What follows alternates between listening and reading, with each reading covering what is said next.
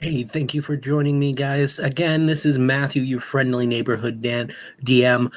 We are looking again at our fighter, Zora Rook, who is now level 3. If you checked out the last video, you'll see that we went ahead and showed how to level him up to level 3, got into how subclasses work a little bit, and generally explored how leveling works. So we're going to try to get him up to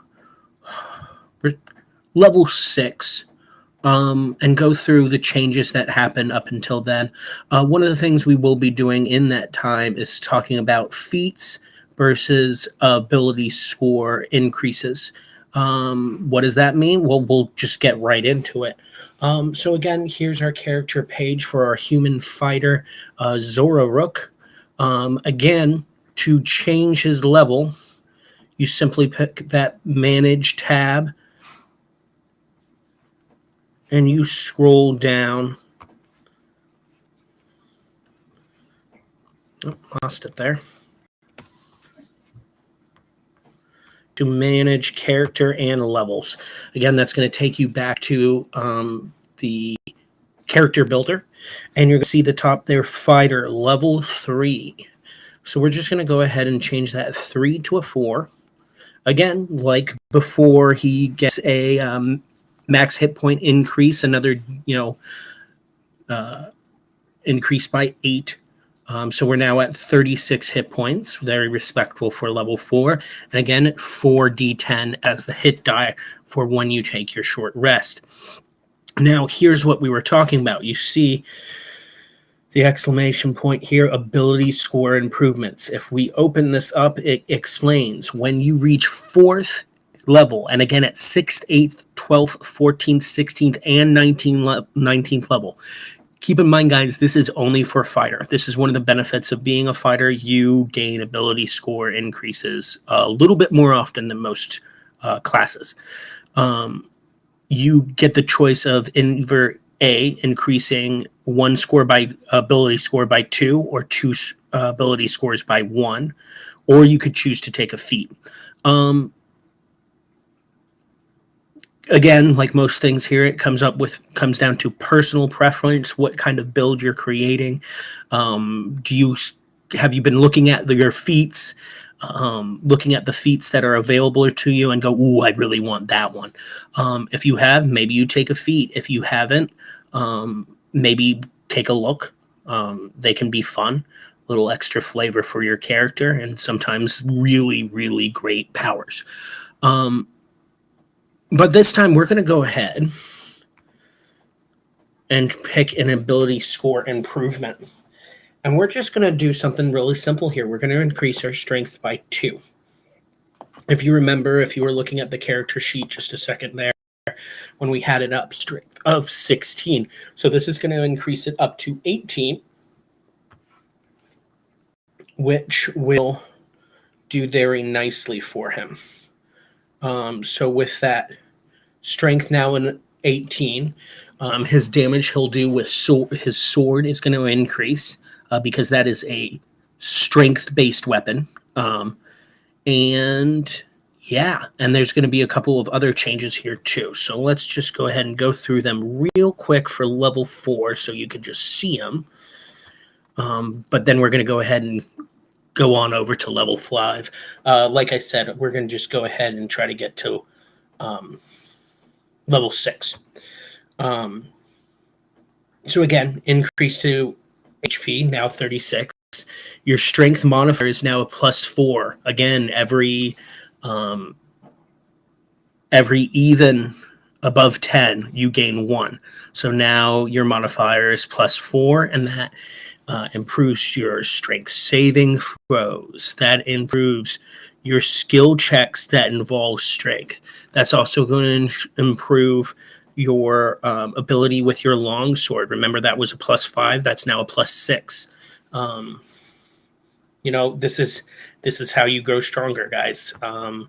So we are going to go ahead and again pick manage.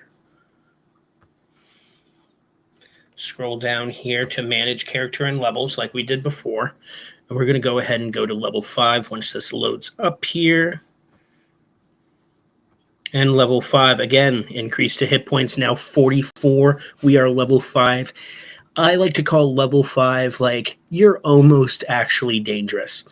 The thing is, though, for level 5 for this particular class, you don't have any selections, but what you do get is a very important skill called extra attack. Beginning at 5th level, you can attack twice instead of once whenever you take the attack action on your turn. The number of attacks increase to 3 once you reach 11th level in this class, and to 4 when you reach 20th level in this class. So you might remember, if we go back here, we also had a skill, an ability called Action Surge, which allows you to take a second action once. So that means once per short or long rest. So that means you can take 2 actions and attack twice per action. That's pretty awesome. So, but that's only if you take the attack action on your turn there. So extra attack, that's great. So you can now attack twice when you could attack once. But that's it for level 5 for this character. We're going to go ahead and move on to level 6. As I said, that's going to be the last one we're going to really go through here. We're now at 52 hit points, 6d10 as our hit die. And you get, as we talked about, another ability score increase. We're at 18 strength, guys. It's always, I'm not going to say always, because, it's whatever build you're trying to make. The prevailing wisdom in a lot of cases is, particularly with fighters, get your main ability scores to 20 as fast as possible. So that's what we're going to do here, folks. We're going to go ahead and use this to make our strength 20, which is the maximum you can raise it to. That's not meaning the maximum it can be. It means the maximum you can raise it to. Before we go back to our character sheet and show you what that means and what that did, I just want to take everyone to take a look here.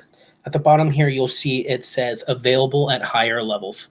So this will show you everything you'll eventually get. And we'll just go through a couple of these things. So again, level 7, we're going to get Know Your Enemy. At 7th level, you can spend at least 1 minute observing or interacting with another creature outside of combat. You can learn certain information about their capabilities compared to your own. The DM tells you if the creature is your equal, superior, or inferior regarding 2 of the following characteristics of your choice. So you can see that there, and that can be very useful in a fight. If you, again, you have to do this outside of a fight, but if you know you're about to throw down, this could be helpful. Ability score improvement at level 8, we've been over those. Indomitable. Beginning at 9th level, you can re-roll a saving throw that you fail. If you do so, you must use the new roll and cannot use this feature again until you finish a long rest. You can use this feature twice between long rests starting at 13th level and 3 times between long rests starting at 17th level. Cool, gotcha. You can reroll some mulligans. Improve combat superiority. At 10th level, your superiority dice, remember those are D8s, turn into D10s, and at 18th level, they turn into D12s. Simple, straightforward. Another extra attack at 11th, ability score improvement at 12th and 14th, and then Relentless, which says, starting at 15th level, when you roll initiative and have no superiority dice remaining, you regain 1 superiority die. So this is what is called, I don't even think it is. Is this the capstone ability? I'm sorry, guys. It kind of is. It isn't, but it is. It's kind of the capstone ability. This is the last new ability you're going to get for your subclass. Cool. You'll end up getting an extra superior die out of it in certain situations. But if you're hearing me, you can hear that. I'm not that impressed with it. So this is a character, with fighters, consider multi-classing. And maybe we go through that one of these days with this character even. Again, ability score increase at 16th level. And then, as we said before, your superiority die become D12 17th. And ability score improvement again at 19th. And then the final level, 20th level, you get another extra attack. So basically, you can attack 4 times instead of 3 when you take the attack action. So you just become, a blender, for lack of a better word. But you're also, 20th level. So we went to 6th level on a fighter. I just want to skip on over so that we can kind of look at what changes that made. Again, the real change that happened is increased strength to 20. As you can see, that's now 5. Hit points went up. We're now +8 to hit and +5 in our damage.